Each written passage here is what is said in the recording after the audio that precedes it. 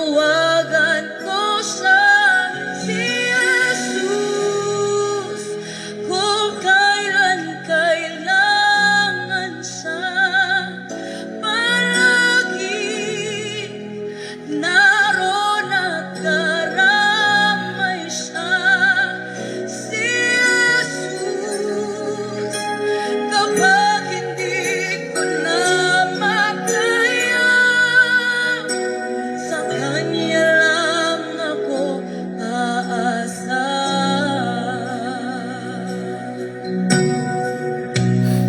Kahit pilitin ko, puso ko'y maging matibay.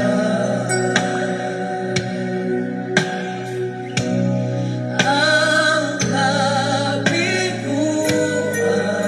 ay dumarating sa aking buhay. Kung ako'y naroon na at nagdurusa, ang aking gagawin ay tawagan ko sa si Jesus, kung kailan kailangan siya. Palaging naroon at karamay siya, si Jesus. Kapag hindi ko na makaya, sa Kanya lang ako aasa. Si Jesus, kung kailan kailangan siya, siya'y palaging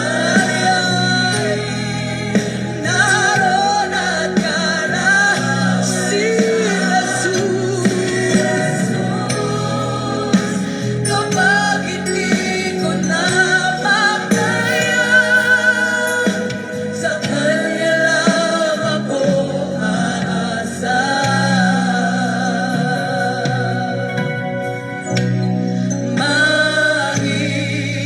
Maiiwasan ba ang iba'y mabis ang tulong? Kahit kaibigan ay nagbibigay sama ng loob, kung ako'y masaktan, saan po ang aking gagawin? Ay tawagan ko sa si Jesus, kung kailan kailangan siya. Palaging naroon at karamay siya, si Jesus. Kapag hindi ko na makaya, sa Kanya lang ako aasa. Si Jesus. Purihin ang pangalan ng ating Panginoong Hesukristo. Mga kaibigan at mga kapatid, isang mapagpalang umaga sa inyong lahat sa pangalan po ng ating Panginoon. Sa awiting ito na inyo pong napapakinggan ay muli pong sumasa inyo ang programang Si Jesus ang Buhay na Pag-asa. Kayo po ay nakatune in sa himpilan ng New Gen FM 100.7. Tayo po ay napapakinggan dito po sa bayan ng Bulan, Sorsogon at sa buong probinsya. At salamat po sa Panginoon. Bagamat ngayon ang ating lugar ay signal number 1 sa Baguio.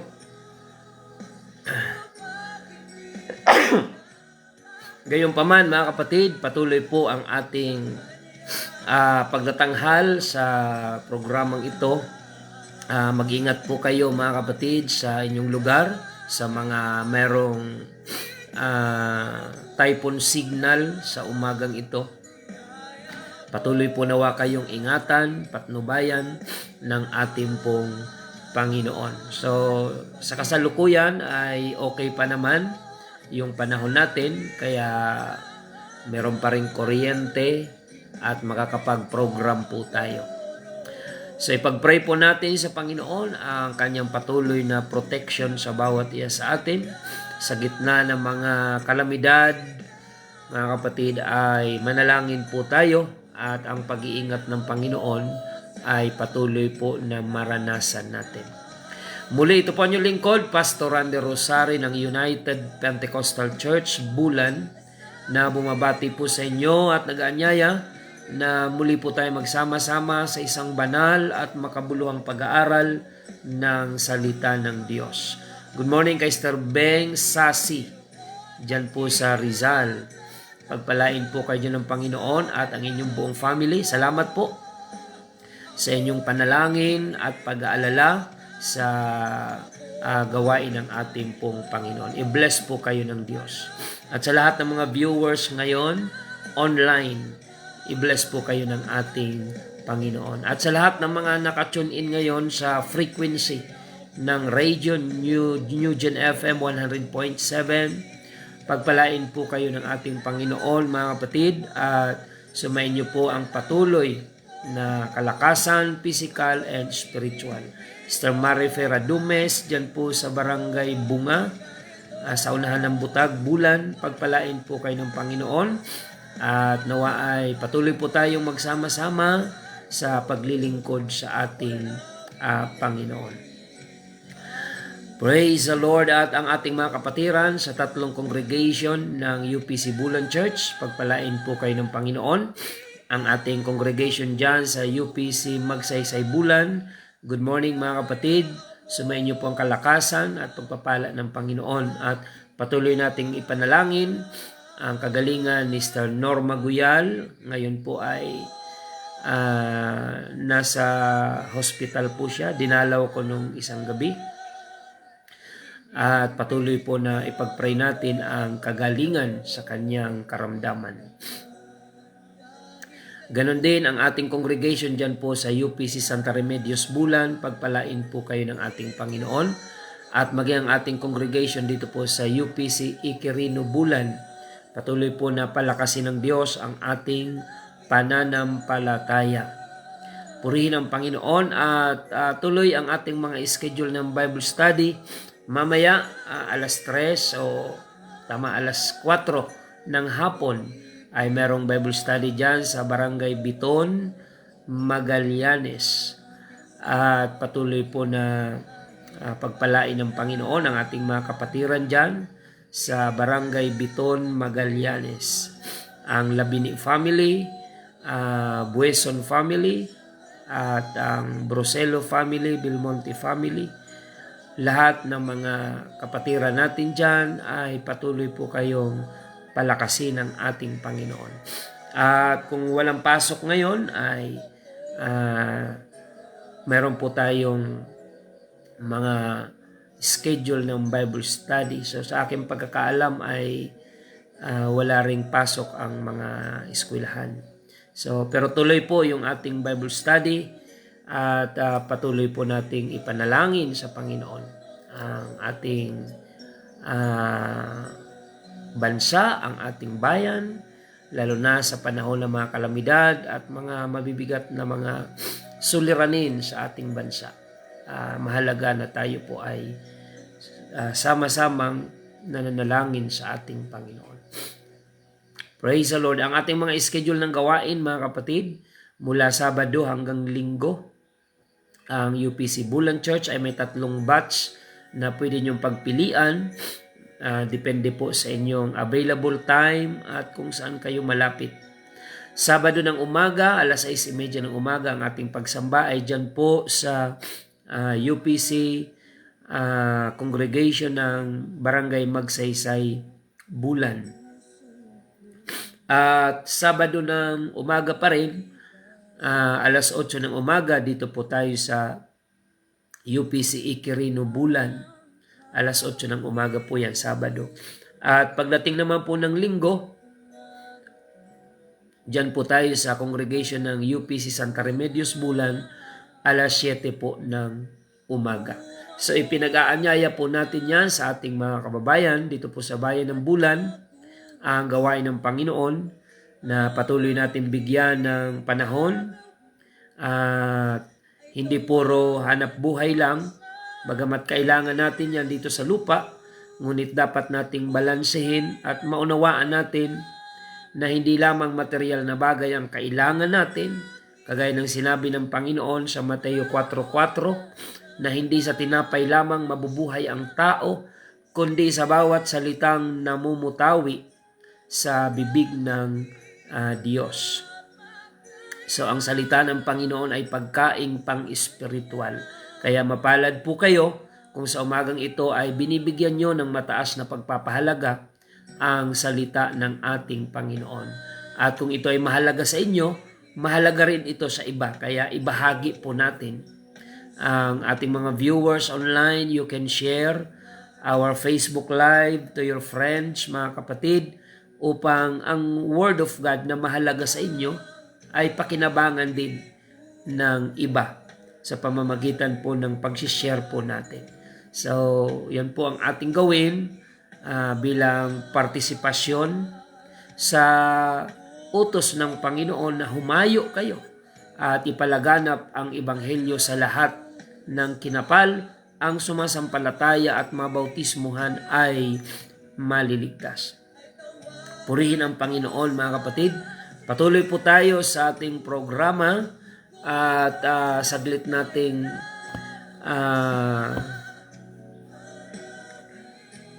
i-mention ang ating mga viewers online. Sister Arlinda Peruelo, good morning. Thank you for watching. Sister Melody Herrero and family, good morning po sa inyo. Pagpalain kayo ng ating Panginoon. Brother Dario Tobias, Sister Annie Ringor, thank you for watching. Sister Yoli Albao, Sister Ruth Almoraji, dyan po sa Pasig. Pagpalain po kayo ng Panginoon. Sister Beng Sasi, thank you for watching dyan sa Rizal. Sister Angelita Liguro,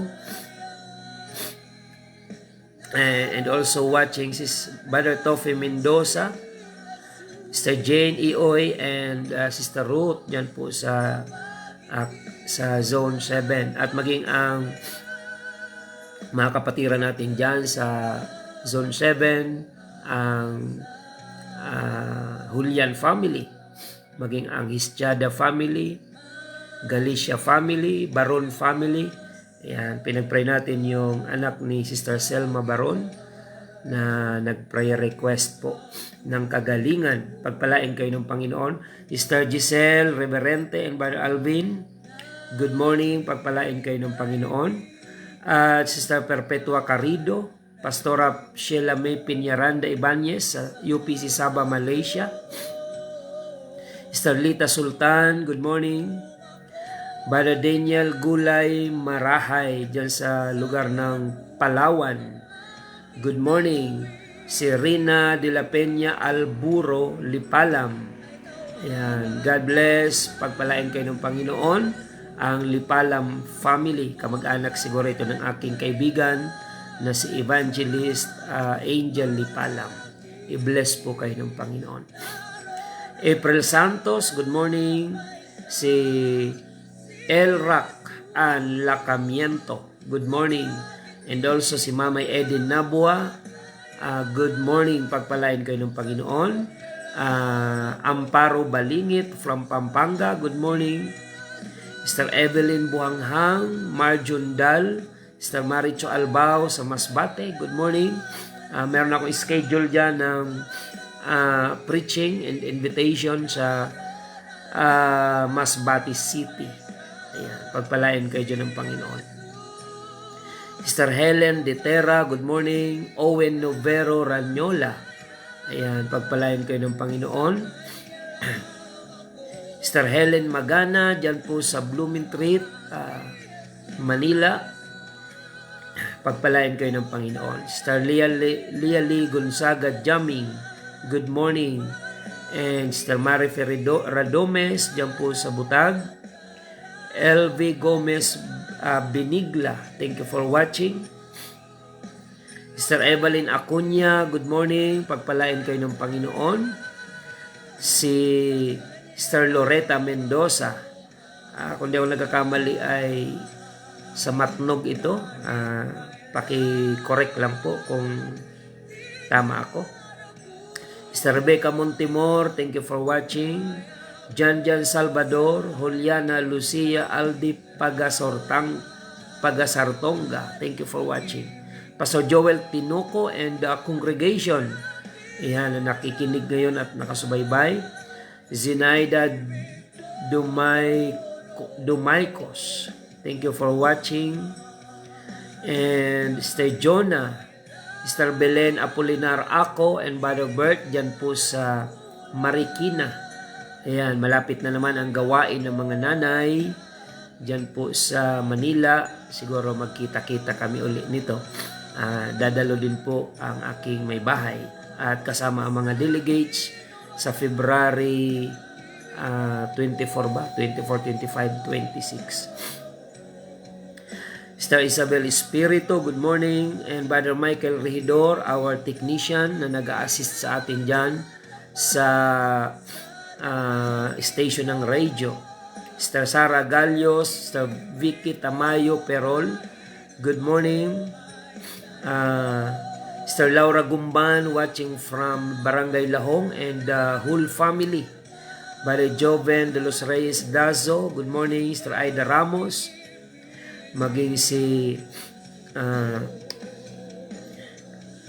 Brother Andy Orozco, ayan.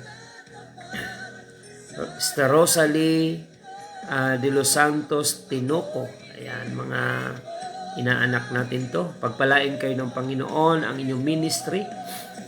Praise the Lord. Sister Jonah ay from UPC Gifu, Japan.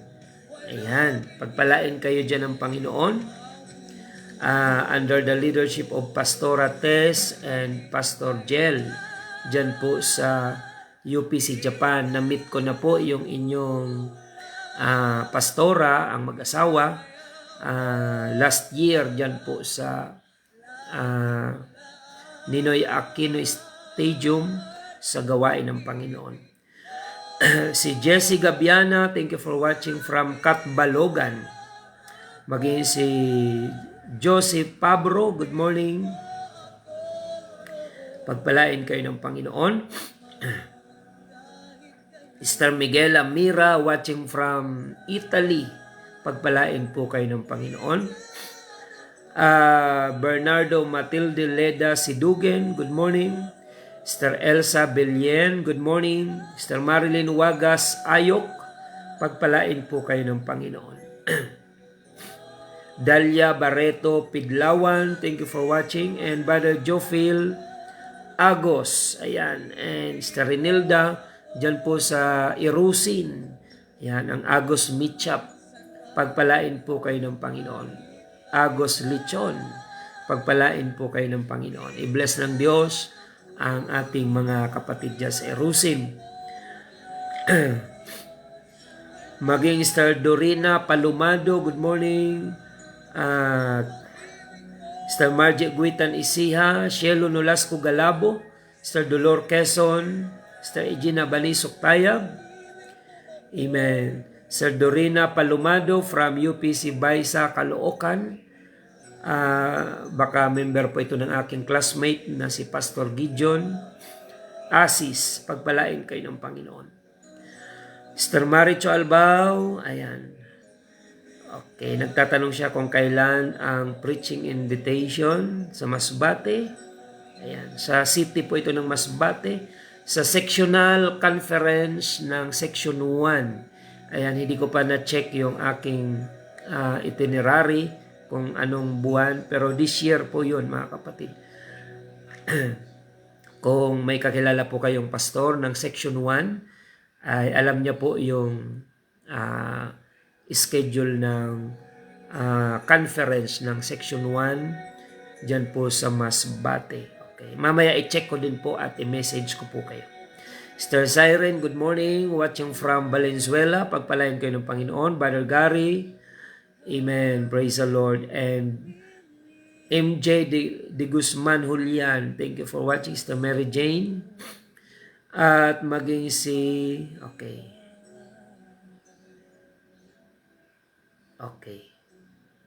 Nabanggit ko na yung mga pangalan, ulit-ulit yung kanilang mga heart and messages. Pagpalain kayo ng Panginoon, paki-share na lang po ng ating episode ngayong umaga. At yun, sabi ni Sister Dorina Palomado, nag-meet na po tayo sa conference ng mga nanay. Ayan. Baka kabilang kayo doon sa mga nag-request ng picture. Amen. So, salamat po. Pagpalain kayo ng ating Panginoon. At magkita-kita tayo dyan, Sister Dorina, sa gawain ng mga nanay. Sasamahan ko rin ang aking may bahay. Praise the Lord. Sa pagkakataong ito, tayo po ay dadako na mga kapatid sa Word of God. Ngunit bago po yan, tayo po muna ay manalangin sa ating pong Panginoon. Praise the Lord.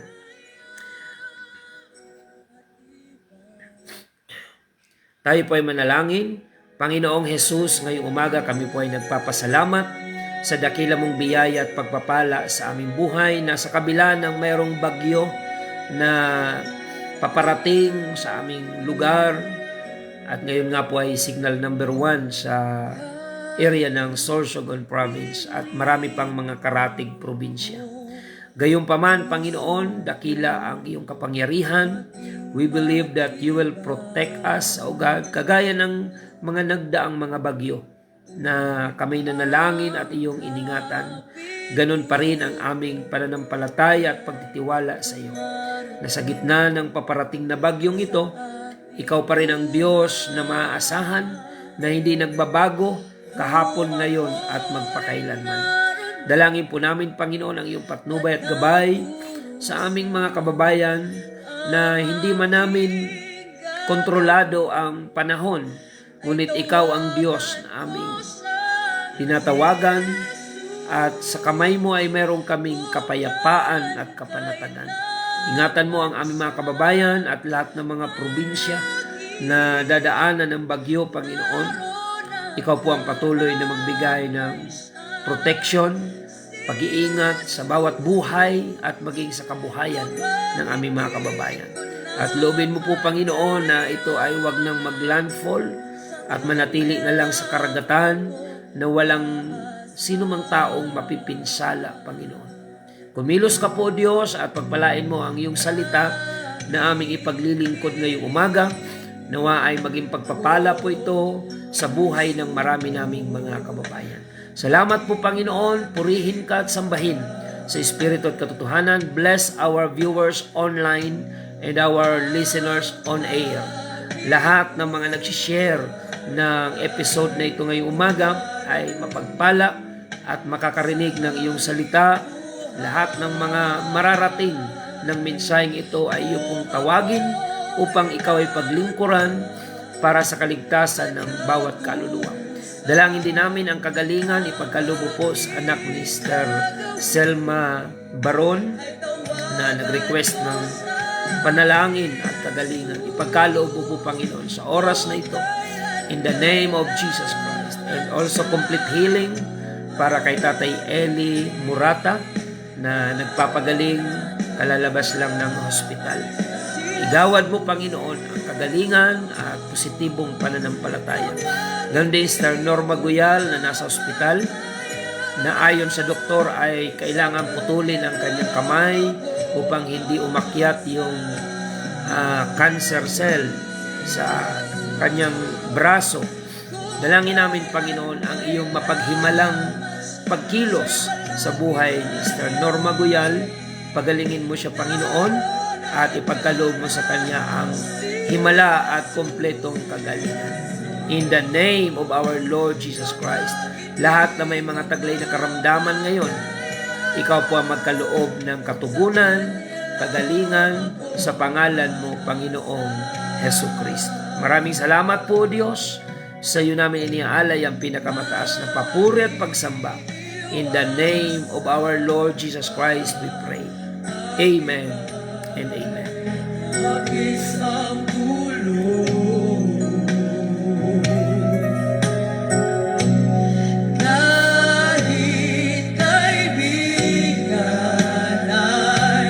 morning kay Pastor Manuel Frio ng UPC Virginia Church sa Palawan. Ayan. Napaganda ng church nila diyan po sa Palawan. Pagpalain kayo ng Panginoon, Pastor Manuel Frio and family and the whole congregation. I-bless po kayo ng ating Panginoon. Brother Alexander Santos, good morning. Ayan. Praise God. So ngayon po mga kapatid, tayo ay dadako na sa Word of God. Continuation po ng ating tinalakay kahapon, ang ating tatalakayin ngayon. Ito po ay comparison between the Old Covenant and the New Covenant. Praise the Lord. So, bagamat nababasa natin sa Biblia mga kapatid, sa Old Testament, para bang nagkakaroon tayo ng pangarap na sana katulad ng dati, ang Diyos ay nakikipag-usap sa tao. Kagaya sa panahon ni Abraham, talagang literal na nakausap ng Diyos si Abraham. Yung mga propeta, si Moises, si Noah, lahat ng mga naglilingkod noon sa Panginoon ay literal na nakakausap nila ang Panginoon. Si Elijah, mga kapatid, mababasa natin yan sa Bible. At bilang mga Kristiyano sa panahon ngayon, nagkakaroon tayo ng pangarap na sana yung panahon ngayon ay katulad rin ng panahon noon. Pero alam niyo po mga kapatid, ang paglilingkod sa Panginoon, kung saan tayong yugto, kung saan tayong panahon nagkaroon ng chance na makilala ang Panginoon, yun ang pinaka-the best na season ng ating pong buhay.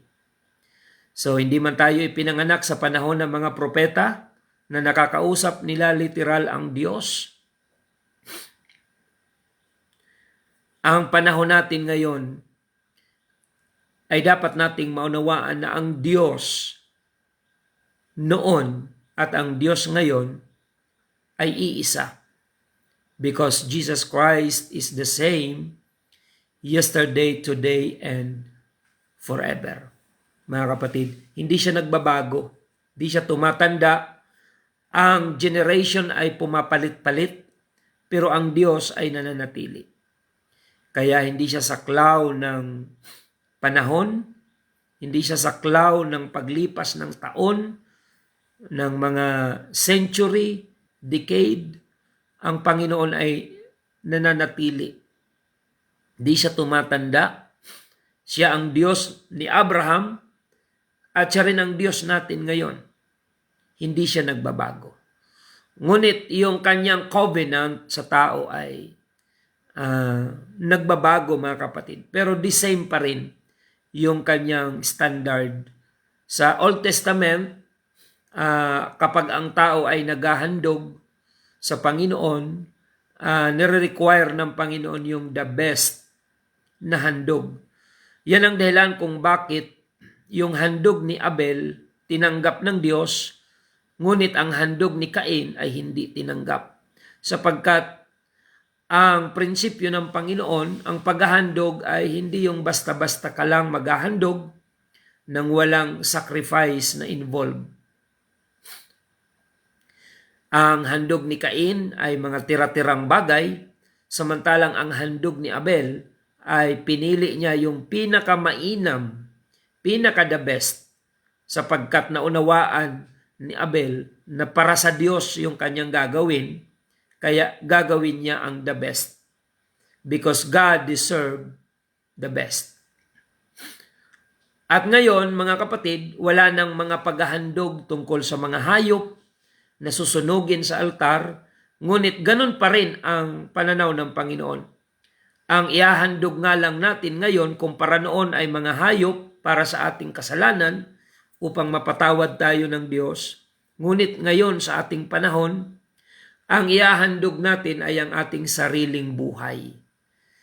According to Romans chapter 12, verse 1, I beseech you therefore, brethren, by the mercies of God, that you present your body as a living sacrifice, holy and acceptable unto God. And be not conformed to this world, but be ye transformed by the renewing of your mind. Dito po sa Hebrews chapter 10, balikan natin yung ating teksto kahapon. In verse 15 up to verse 20. At ang Espiritu Santo ay nagbibigay patutuo rin naman sa atin, sapagkat pagkasabi niya na ito ang tipan na gagawin ko sa kanila. Covenant. Pagkatapos ng mga araw na yaon, sabi ng Panginoon, na ilalagay ko ang aking mga kautusan sa kanilang puso at isusulat ko rin naman sa kanilang pag-iisip, at ang kanilang mga kasalanan at kanilang mga kasamaan ay hindi ko naaalalahanin pa. At kung saan may kapatawaran ng mga ito, ay wala ng paghahandog na patungkol pa sa kasalanan. Kaya ngayon, mga kapatid, yung paghahandog na literal na hayop at mga tupa ang inihahandog sa Diyos, hindi na po yon existing ngayon. Pero ganun pa rin ang prinsipyo ng Panginoon, kailangan may maihandog tayo sa Kanya. Kung noon ay mga hayop, ngayon, ang ihahandog natin sa Diyos, dapat ay ang ating mga sariling buhay. Living sacrifice. Kung sa Old Covenant, yung sacrifice ay kailangan patayin, ngayon, ang sacrifice natin ay ating buhay, living sacrifice. Sa Old Testament, sa Old Covenant, dead sacrifice. Pinapatay nila yung hayop. Ngayon, sa ating panahon, kailangan pa rin ang sacrifice, kundi kaya lang living sacrifice na po. Holy and acceptable unto God. So, yung comparison, mga kapatid, ay makikita natin. At sunod, at kung saan may kapatawaran ng mga ito, ay wala ng paghahandog na patungkol pa sa kasalanan. Mga kapatid, yaman ngang may kalayaan ngang makapasok sa dakong banal sa pamamagitan ng dugo ni Jesus, sa pamamagitan ng daang bago at buhay na kanyang itinalaga sa atin, sa pamamagitan ng tabing sa makatuwid bagay sa kanyang laman. Purihin ang Panginoon. Mayroon na tayong kalayaan ngayon sa New Covenant compared to Old Covenant. Ang mayroon lang karapatan na lumapit sa presensya ng Diyos ay ang high priest. Yan po yung kalakaran sa Old Covenant ng Panginoon. Kapag ang tao ay maghahandog sa Diyos, doon lang siya sa outer place ng tabernacle. Napag-aralan po natin yan sa Bible School about tabernacle. Yung high priest lamang ang mayroong authority na pumasok doon sa Holy of Holies upang i-represent po niya yung handog ng mga tao.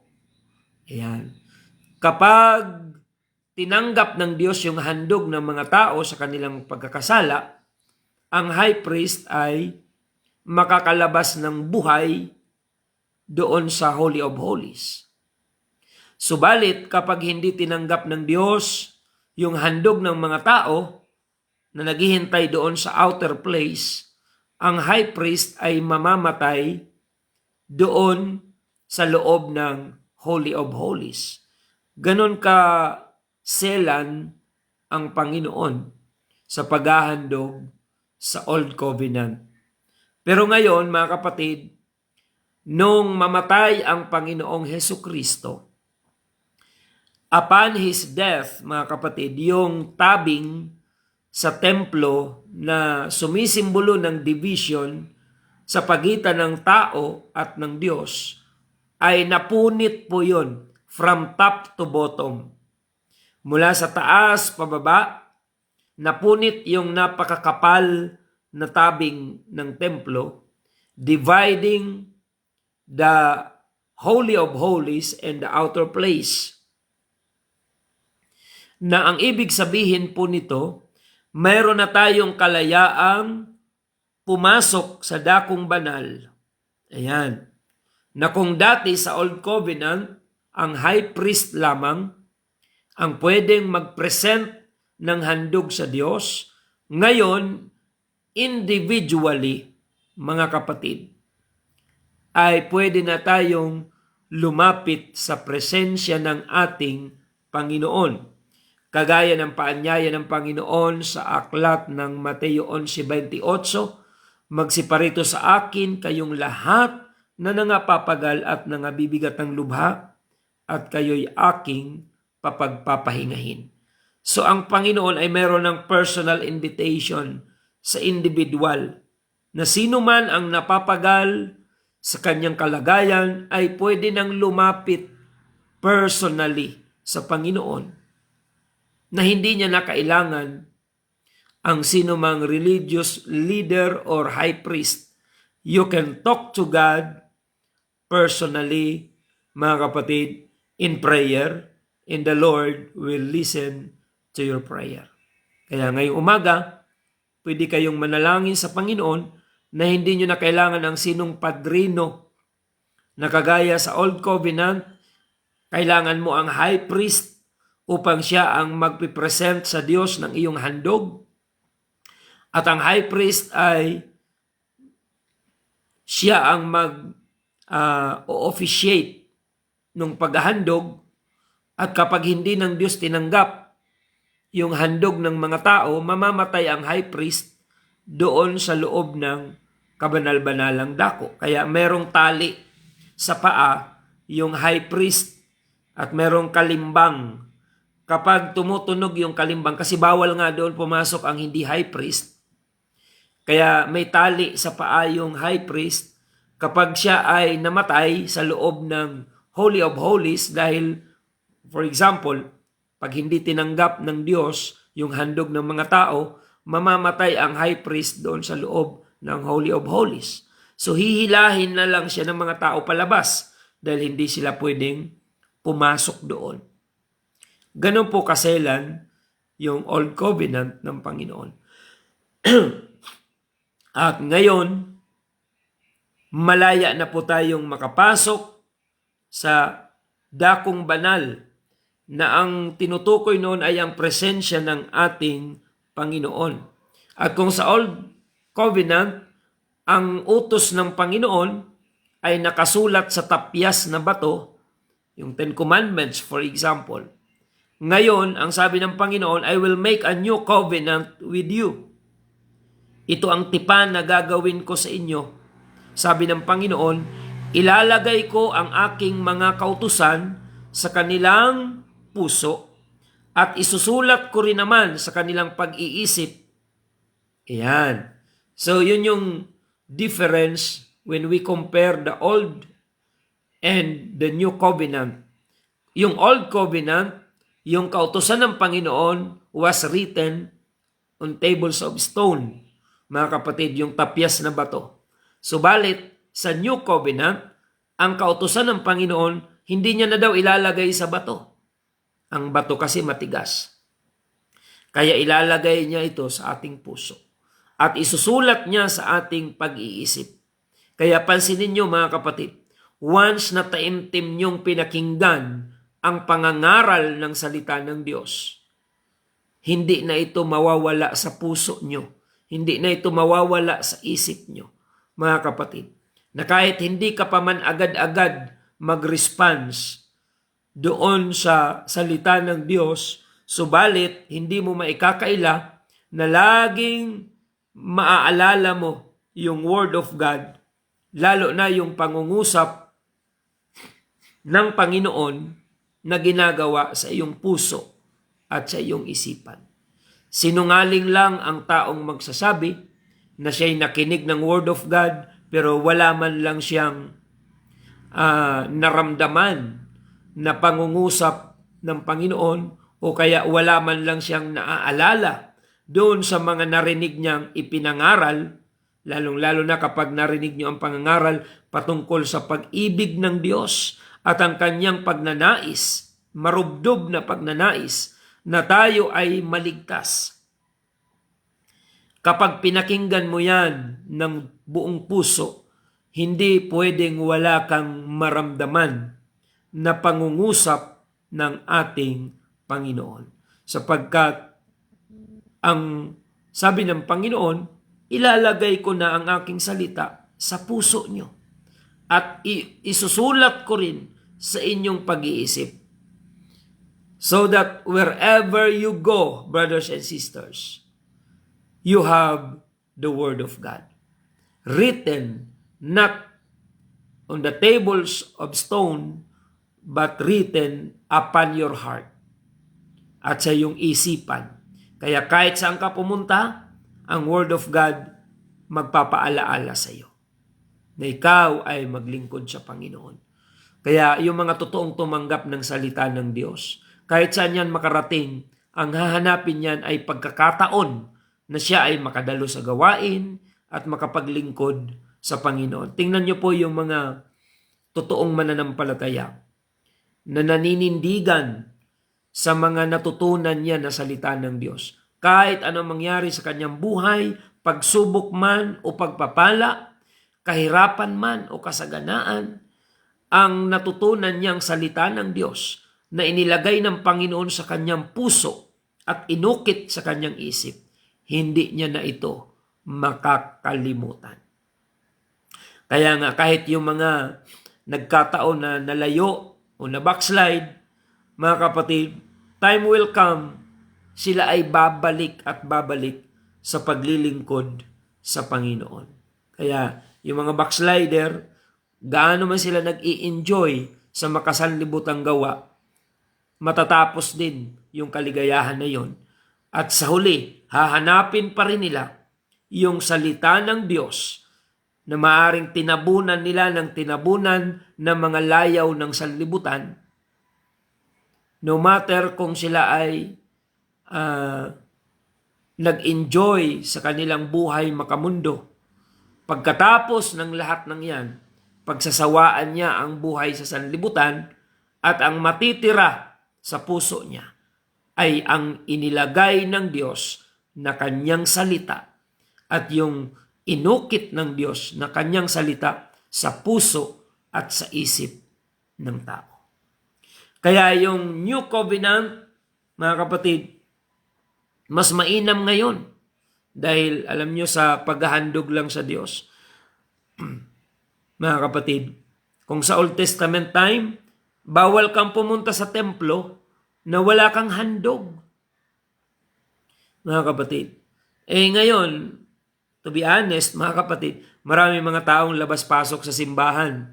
Hindi nga naghahandog ng kung anong, hindi nga nag-o-offering, mga kapatid, labas-pasok sa simbahan.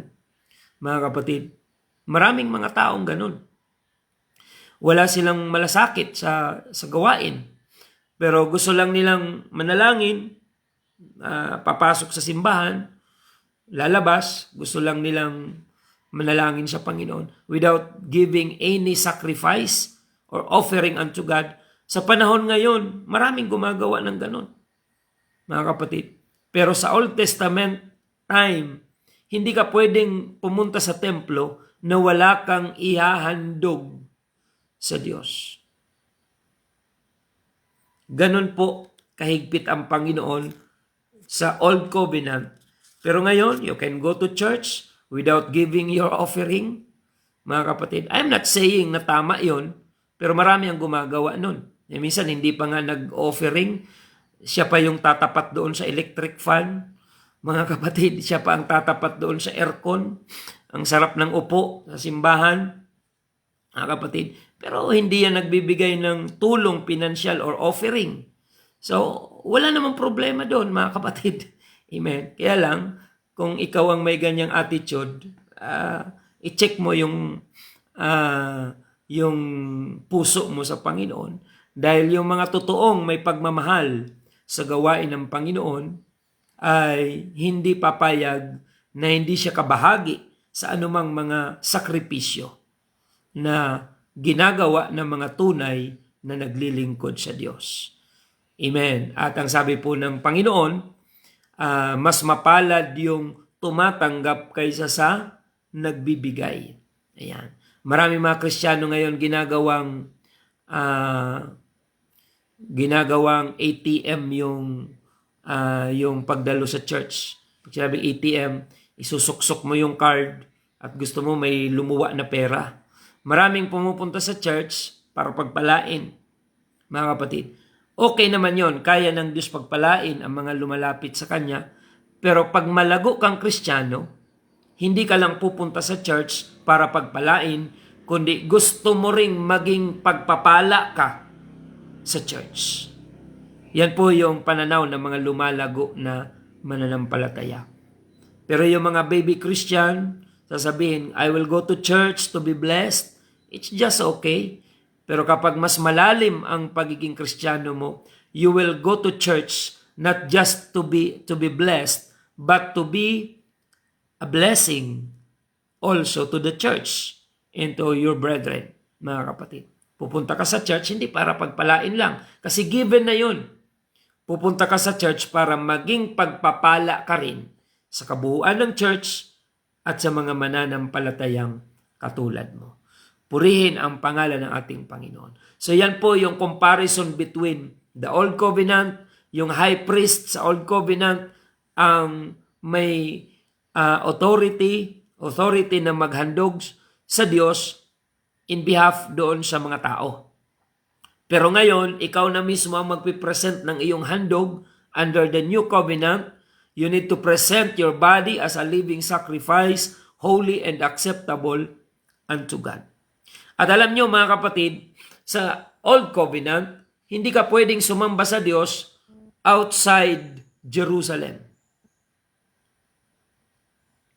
Kaya nga kapag nabibihag sila, mga kapatid, so, for example, sa panahon ni Nehemiah, siya po ay nagluluksa sapagkat yung kanilang lugar ng pagsamba, Jerusalem, ay winasak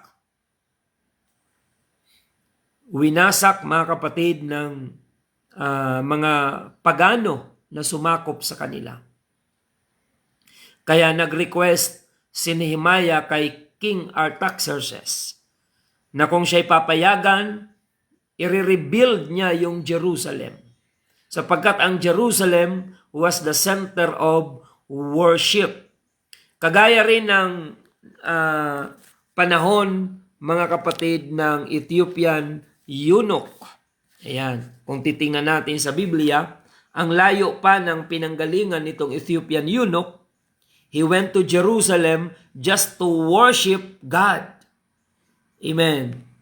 Sabi dito, sa Acts chapter 8 verse 27, at siya ay nagtindig at yumaon, at narito ang lalaking taga-Ethiopia, isang bating na may dakilang kapamahalaan na sakop ni Candace, reyna ng mga Etiope, na siyang namamahala ng lahat niyang kayamanan.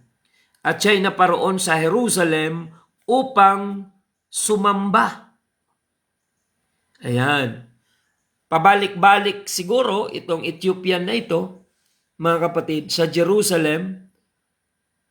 So galing sa Ethiopia, he traveled to Jerusalem for what purpose? Just to worship the Lord.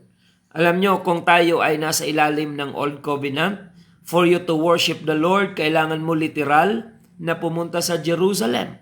Tayo mga Pilipino, kung pupunta tayo sa Israel, magkano ang gagastusin natin? Para lang makapag-express ng pagsamba sa Panginoon? Mga kapatid, kulang ang 100,000 mo kung pupunta ka sa Israel sa panahon natin ngayon. Imagine kung hindi tayo nilagay ng Diyos sa New Covenant. Literal kang pupunta sa Jerusalem if you want to worship the one true God of Israel. Mga kapatid. Pero ngayon, ang Jerusalem, ano ba mayroon doon? Presence of God, center of worship. Pero sa New Covenant, yung Jerusalem ang dinala ng Diyos sa mga tao. Yung Jerusalem experience, the presence of God, ay dinala ng Diyos sa tao.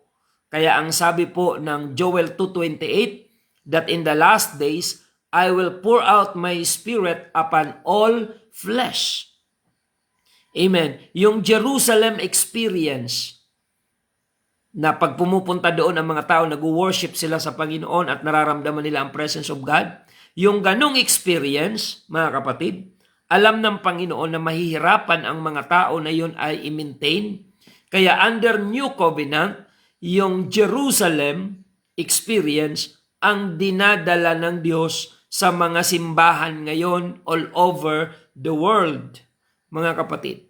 Kaya hindi ka man makarating literally sa Jerusalem sa panahon ngayon, subalit ang Jerusalem experience to the presence of God, ay malaya mong maranasan wherever you are. Saan ka man naroroon. Purihin ang pangalan ng Panginoon. Kaya mga kapatid, nung ang mga alagad, inutusan ng Panginoon na humayo, pero may bilin ang Panginoon. Mga kapatid, in the book of Acts chapter 1, may pinahintay ang Panginoon sa Jerusalem. At pagkatapos na mahintay nila ito, malaya na silang gamitin ng Diyos all over the world. Dito po sa bago mag-Day of Pentecost, Acts chapter 1, verse 4, palibhasa ay nakikipagpulong sa kanila ay ipinag-utos niya sa kanila na huwag silang magsialis sa Jerusalem, kundi hintayin ang pangako ng Ama na sinabi niyang narinig ninyo sa akin. Sapagkat tunay na si Juan ay nagbautismo ng tubig, datapwat kayo'y babautismuhan sa Espiritu Santo na di na malalaunan pa. Kaya yung mga alagad, kahit well-instructed na sila kung paano humayo sa buong mundo, pero bago umakyat ang Panginoon sa langit, inutusan niya ang mga alagad, mag-stay lang muna kayo sa Jerusalem hanggang Pentecost. Ayan. Dahil yung Pentecost experience na yon, doon sa upper room sa Book of Acts chapter 2, yon ang Jerusalem experience, Holy Ghost experience, na dadalhin ng lahat ng mga alagad sa buong sanlibutan. Kaya sabi ng Panginoon, pag akyat niya sa langit, humayo kayo pero wag muna kayong, hintayin nyo muna. Before you go to preach, wait in Jerusalem for the promise of the Father. Hintayin nyo yung pangako ng Ama sa Jerusalem. Mag-i-stay muna kayo sa Jerusalem. Kailangan may Pentecost munang mangyari sa Jerusalem sa mga alagad bago nila ihayo, ipangaral ang Ebanghelyo sa lahat ng dako. So yun po ang nangyari. At kung babasahin nyo ang Day of Pentecost, napuspos ng Holy Ghost ang mga alagad bago sila humayo. Kaya ang mga totoong alagad ng Panginoong Hesukristo ay may karanasan sa kapuspusan ng banal na Espiritu. Sa panahon ngayon, kahit gaano mo kagaling mangaral, kung wala kang karanasan sa kapuspusan ng banal na Espiritu, like what happened on the day of Pentecost, mga kapatid, na sila po ay napuspos ng Holy Ghost at nagsimula magsalita ng iba't ibang wika na ayon sa ipinagkaloob sa kanila ng banal na Espiritu. Kaya yung mga totoong alagad ng Panginoon, mga kapatid, ay sila po ay nakaranas ng pagsasalita ng iba't ibang wika o kapuspusan ng banal na espiritu. Kaya ngayon, mag-ingat tayo sa mga peke na mga mangangaral, kahit gaano yan kagaling mangaral, pag wala yang experience sa Holy Ghost baptism, ay hindi po kompleto ang kasangkapan nila sa pangangaral at paghayo. Yan po ang dapat nating maunawaan, mga kapatid. Kahit gaano kagaling mangaral, pag hindi puspos ng Holy Ghost, walang Pentecost experience, mga kapatid, kung babasahin niyo po ang Acts chapter 2 verse 1 to 4, yung naranasan ng mga alagad doon na Holy Ghost, mga kapatid, yun ang dapat maranasan sa panahon ngayon. Amen. Bago humayo o mangaral ang isang mangangaral. So hindi porket tapos ka sa seminaryo, ang dami mong alam sa theology, ay pasado ka ng mangaral. Hindi masama magkaroon ng doctorate and masteral sa divinity at theology. Ngunit kung wala kang karanasan sa banal na espiritu, ay hindi ka qualified to preach the apostolic gospel. So mga kapatid, yan po ang ating natalakay ngayon. Pagpalain po kayo ng ating Panginoon. Yan, naglulubat na yung aking gadget, mga kapatid. So, dito po tayo pansamantalang magtatapos sa ating pong pagtalakay. It's a comparison between the Old and New Covenant at makikita natin kung gaano tayo kapalad ngayon. Wala tayong kapasidad lahat pumunta sa Jerusalem, ngunit yung Jerusalem experience ay dinadala ng Diyos sa mga simbahan. Kaya pagdalo nyo sa church, lagi kayo magpakapuspos ng Holy Ghost, mag-worship, enjoy, mga kapatid, the presence of God, kagaya ng Jerusalem experience ng mga apostol on the day of Pentecost. Maraming salamat, mga kapatid, pagpalain kayo ng Panginoon. Hanggang dito lang muna ang ating pagtalakay. Pagpalain kayo ng Diyos, mga kapatid, at tayo po ay manalangin sa ating Panginoon. Dakilang Diyos na makapangyarihan sa lahat, maraming salamat po sa iyong biyaya at pagpapala at sa kaliwanagan na iyong ipinagkaloob sa amin. Comparing Old and New Covenant, mapalad po kami sa panahon ngayon sapagkat yung mga paghihigpit noon sa Old Covenant ay binigyan mo, Panginoon, ng grasya ang iyong mga anak sa panahon ngayon. We are under grace at hindi kami under ng batas ng Old Testament, Panginoon. Ngunit iisa ang pananaw at prinsipyo mo. Magkaiba man ang kaparaanan, ngunit iisa ang kalidad na hinahanap mo. We need to present our body as a living sacrifice, holy and acceptable unto you. Salamat, Panginoon, sa iyong katugunan, sa mga panalangin, sa mga may karamdaman na aming pinanalangin na pinagagaling mo na ngayon. Panginoon, mga prayer request na aming tinatanggap sa FB page, dinudulog namin sa iyo at ipagkaloob mo po ang katugunan sa lahat ng mga sined na prayer request sa Facebook page po ng UPC Bulan Church. Salamat, Panginoon. Pagpalain mo lahat ng mga nakinig ngayon. In Jesus' name we pray. Amen and amen. So mga kapatid, wala na akong music background. Before I end our program, mga kapatid, pwede po kayong dumalo sa UPC Bulan Church. Bukas, araw ng Sabado, ang ating pagsamba, alas 6:30 ng umaga, dyan po sa UPC Magsaysay Bulan. At ganun din, dito sa Ikirino, ang ating pagsamba ay bukas, Sabado, alas 8 ng umaga. At pagdating ng Linggo, ang ating pagsamba ay dyan po sa UPC Santa Remedios Bulan, alas 7 ng umaga. Salamat po sa mga humabol. Amen. Pagpalain kayo ng ating Panginoon.